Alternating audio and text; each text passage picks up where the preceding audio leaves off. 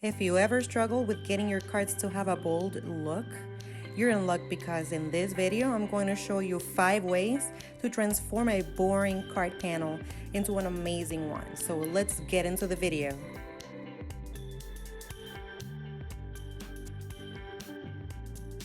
Hack number 1 is using mica powders. Mica powders are very versatile, so I really like using them in my crafts.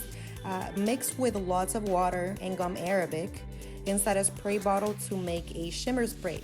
I'm showing you right here the spray bottle. The nozzle is actually clogged, so please don't mind the splattery look, but it's an amazing effect and it will transform your cards with a good spray bottle.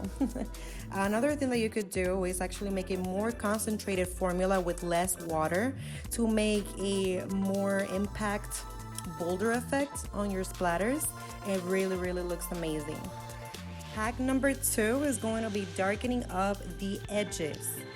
Use a dark ink around the perimeter of your panel. This will create a vignette effect and bring more attention to the center of the card. For a more complex look, make sure to use more than one shade layered on top of each other, going from lightest to darkest, so that you can get an even bolder effect.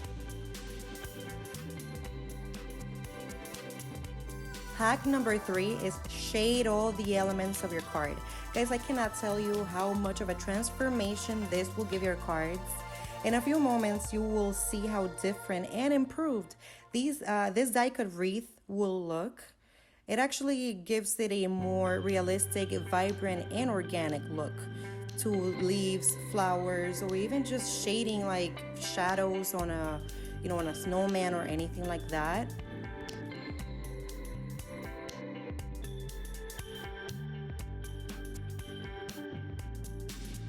Hack number 4 is using low tack tape to create crisp lines.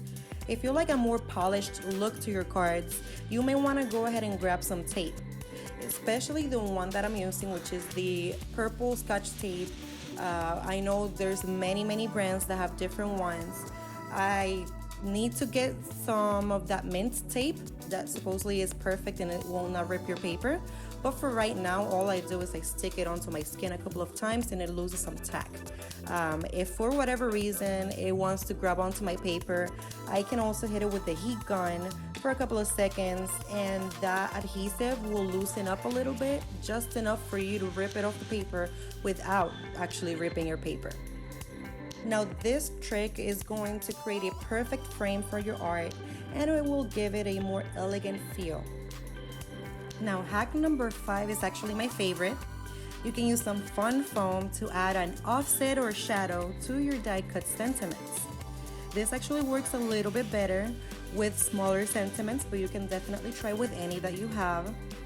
In this card, you can see how I used some red fun foam, not only to add dimension, but also a pop of color to my sentiments. I used some red fun foam so that the craft cardstock would stand out.